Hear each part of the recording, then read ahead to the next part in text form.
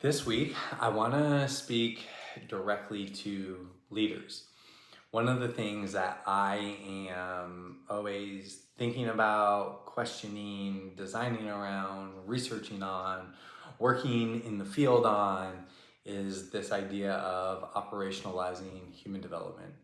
So, what does it look like to take skills and aspects of human development? So, relationships, psychological safety, trust, emotional intelligence, different aspects of that, and how does that impact and influence the collective? How do the people experience that foundationally, as well as how does the organization experience it foundationally?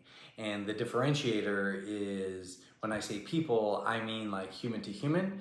And then when I say organization, I mean how are the systems and protocols and routines and design structured to allow that human to human aspect of the human development to exist. I know that's a lot. I know it's layered, but one of the things that we need to be able to recognize and understand is that that actually all starts with you. I focus on leadership because you as leaders are the biggest lever to impact and influence. You set the stage, you walk the walk, you model these different aspects.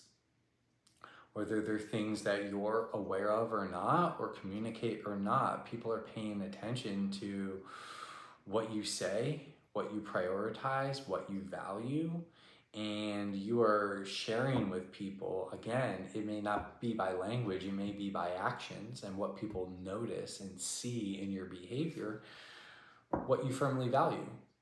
And that's important to be aware of. As leaders, it's really important to understand that you are setting the tone and the stage for everything that happens within organizations.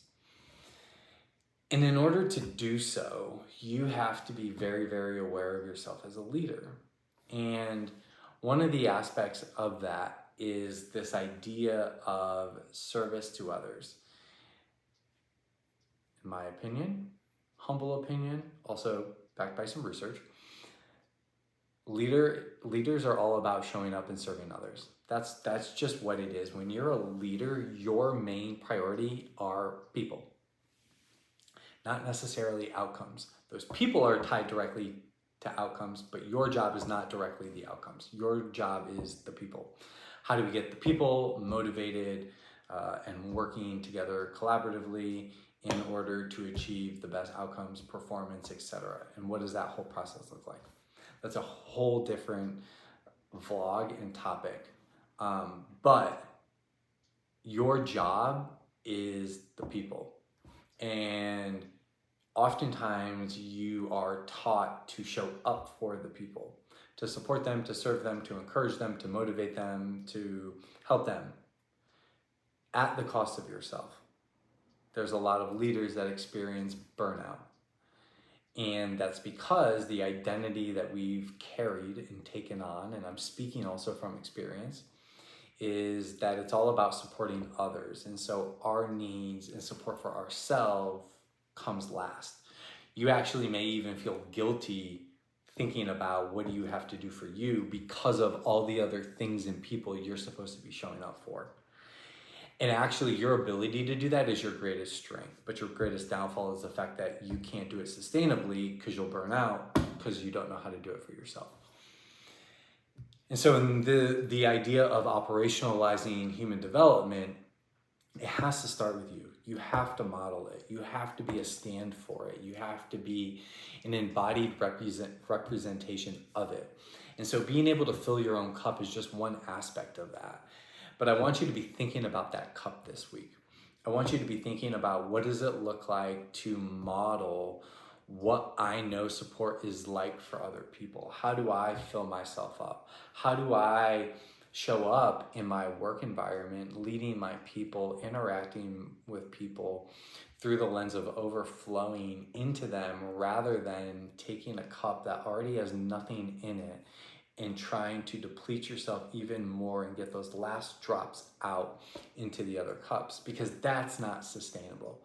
I know that, and you know that, and research shows us that. So I want you to prioritize yourself. I want you to give yourself grace because I know how uncomfortable it may be. I want you to give yourself permission. Not that you need it from me, but just giving yourself the opportunity to say, what do I have to do for me? What do I have to put in place? What practices, what things can I prioritize for me so that showing up and serving all of these other people, showing up and serving the organization, showing up and serving the people that mean the most to me in my life, they are getting this overflowed space of me. That's your task this week. I'm going to give you a little homework to just lean into that and see, what do you learn from that? What's working, what doesn't? Are you really actually good at prioritizing filling your own cup, or are you bad at it? It's not right or wrong, good or bad. It's just feedback and insight for you to be thinking about. How can I be a model of this work? How can I sustain this for myself? So that as you start to think about that process of yourself to others to the systems, you're starting to actually think through this lens of how do we operationalize human development for people and your organization to thrive.